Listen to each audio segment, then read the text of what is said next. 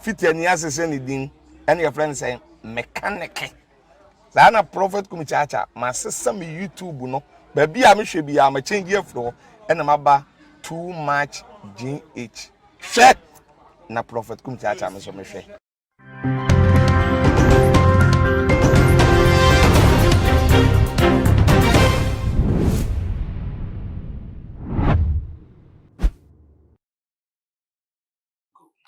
everything for me ma obi bia akwa bari batuma GH ene dey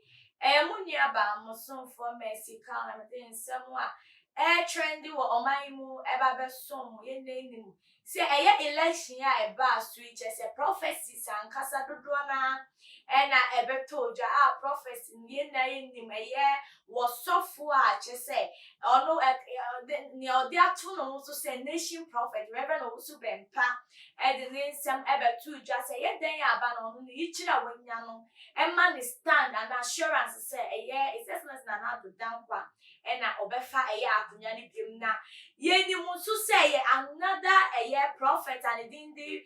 prophet Nigel Gazy and so the nkomo hye betuja wono no sasi su ana nkom hye ni ya wo susu kire ni na ne say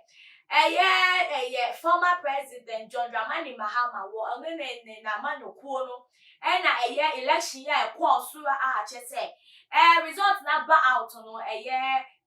NDC aban no ena be fa ne tie for ni na sansem we beto ja che so for bebre ai nenim say prophet Bedukobi so enso the betu ja ono so na ekoma NDC na Ghana for so ainsem atoma so mu die na wo mu hwe nim asofo dodo kom hye ba wo mu hwe nim pa se beko na beko B because ebra sa asofo tu yi obi ade the prophecy betu jo mu nyina aka that says the Lord no Ghana for di nwa bobo say nyame a wo mu nim na wo mate ne din a che se dodo na aka na ho asem no onye sakasaka nya ankopon che se wo ka na waka na we dia say prophet fu edifu yi womo ya confuse Ghana man etie Ghana for ya alert say we die womo be hwe animu etie ne that says the Lord na pa say nyame akasa aka no womo susu say ne no na be de be netie for Ghana for the omani di ekire na ndra da pe a result ni beto ja no ene wona ma dwen kire de womo di beto ja na dodo na ekoma Reverend Owusu Bempa say we die ni nkom hye na beto jane kire say ni die that says the Lord and pa na ebi musu say prophet Nigel Gazy eni wasofo odifo Bedukobi womo die womo su say David nkom hye no mo hye no we die enye that says the Lord say no musika womo nsem no na Ghana fo akoma dwen papa ebi din wa so mo ntia se say na esi den na that says the Lord just say near Ghana for cry say aka a few just 1 day to election prophet Nigel Gazy said December 2 ja say wo man kanya mi adwen video na circulating no sa na eka wo kanya mi adwen election we the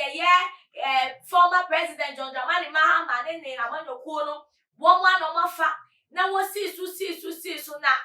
almost said den kwana na wo gina so a wo ka said that says the Lord we die atua fanchem papa we die say what be nkuso de bebo mekomu a we de wanya meko amfa ambomu na sa the dodo na dwen kire ni ntino wo maka o madwen afa sa nkomhye ye beto jana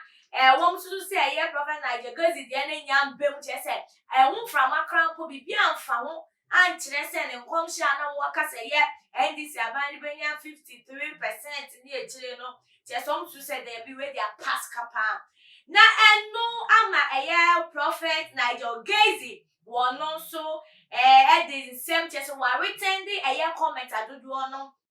ka edi twi nanimu anasa wo mo di twi prophecy na wo de betu dwane na ne nsem a wono de betu dwane say etie for mo ma menka no say ne awo ka ne pepe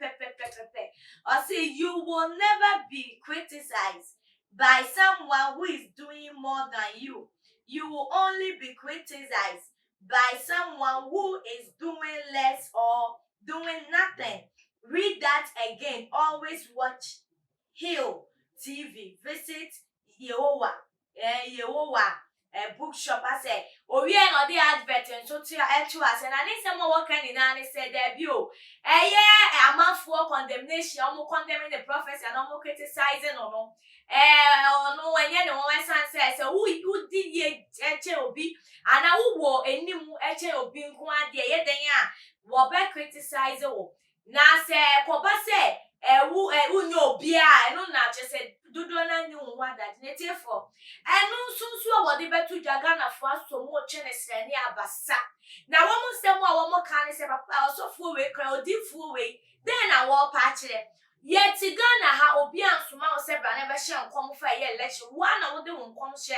Ebetuja na ababetuja atogana fuenu eni asumu so mate say na abetuja ye den ya mbehwe nim say ensi na we akoba say ensi na wo bibika baby a wo dia fane dia wa jiwa kwan wo so say wa jiwa kwan esa say bia nka betime be yi wa no say nkom hye de nyame kan no waka na so bibi to me esisa nyomemu na nka gana fo say wo beji atuma na say womo awute so mbedi atu asumpem na so baby a wodi akofe ya wo ka sense obi sin obi na se ekoba se nipa ni di ya na wo ye bibi e den ya esan se wo sin to be criticize obi na no je baby a wodi afane de wan fam fe ye anka be ya sisa wadwe ne be ka se Ghana fue mi anam de nkomhye ne ba na so nkomhye asa ususu dwuma bi akoso mpa ye bi akoso no die Ghana for say no don beti ase na baby a wo di afa de if say ye mame mo krampo no msusu say wo ya de anya die anko yi a ni peni tue mu nko ade o mo be ka o ma dwen kire de afa no msusu say nkomhye we de antom amfa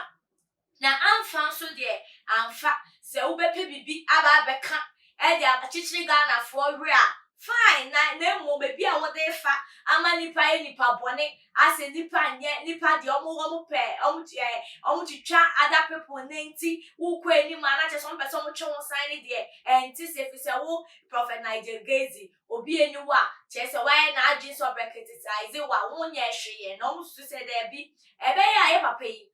won se sana agin no be ka bibi enchire Ghana for se na Ghana for expect na baby a opese wo de fa ne de Ghana for se wo mu engine to native for wo hye se ne ye election come schedule na eye Prophet Nigel Gazi su ko hye bi asese Ghana for se ne come hye ambe munti no wo mu twe ne se ne abasa chinchino beso mu ne po masibrai ade papa wa drinchire wo ho ene sen wo be ya so be ja wa drinchire dia to your comment section wo dia amaye afi so subscribe ya no to one amano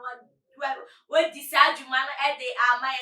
too much if you dey case you may be a big live screening discussion interviews yeah the two mu board on now so sabe to me akabi na we to me actually what the day so